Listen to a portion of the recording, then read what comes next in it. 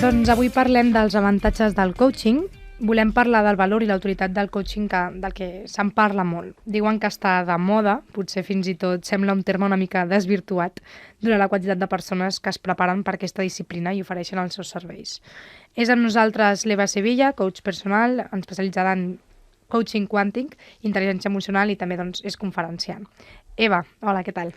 Què tal, Júlia? Com estàs? Explica'ns una mica això del coaching quàntic, perquè és una mica física, no sé si té a veure o no. Endavant. Sí, de fet, Júlia, mira, el coaching quàntic està relacionat amb la física quàntica i la neurociència.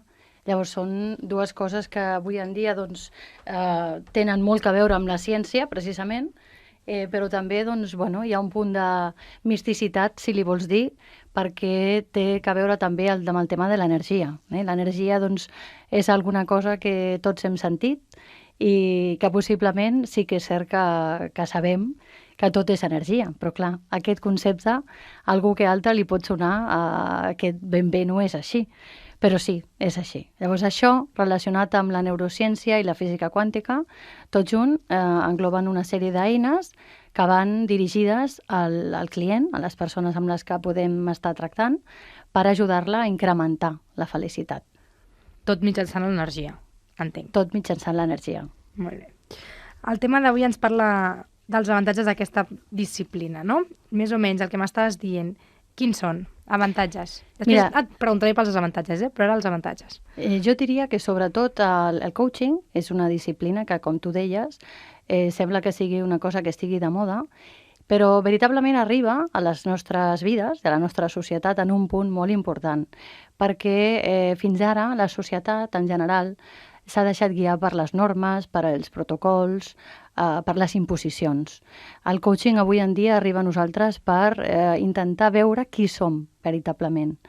El coaching quàntic ho fa d'una manera especial i molt efectiva. Són processos amb els quals arribes a sintonitzar amb la teva millor versió i és el que mai ens han ensenyat. De fet, ni tan sols a les escoles. Avui en dia ja sí que n'hi ha unes quantes. Aquí a Catalunya sé que n'hi ha 3 que estan especialitzades en intel·ligència emocional i jo, mira, precisament tinc la sort de portar els meus fills a una escola d'aquest tipus. Puc preguntar-te quina? Sí, els ALOCs de Vilassar de Mar.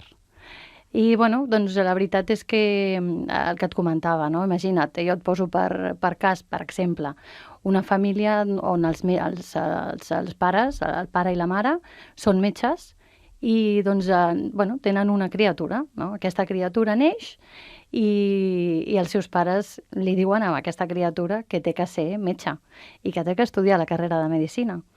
Llavors, això ha passat durant molt de temps, continua passant, i aquesta persona que creix i que arriba als seus 30-40 anys, edat, per cert, bastant important de canvi, també tinc dintre de la meva web un apartat específic sobre la crisi dels 40, que penso que és de canvi experiencial. Després, si voleu i si vols, Júlia, ho comentem. Però amb la línia del que deia, imagina't aquesta persona que és metge, arriba a aquesta edat, als 35 o 40, i es dona compte de cop i volta de que no vol ser metge. Clar, això en el millor dels casos, no? Perquè moltes vegades... Ni te n'adones de que no vols ser allò que estàs sent durant molt de temps de la teva vida.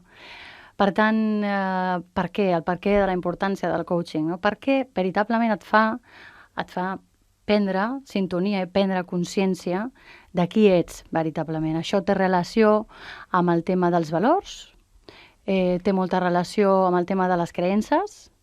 Tots tenim un mapa de valors i de creences que ens ha vingut donat per l'educació i per les experiències que hem tingut a la vida. Això crea un mapa mental molt, molt important.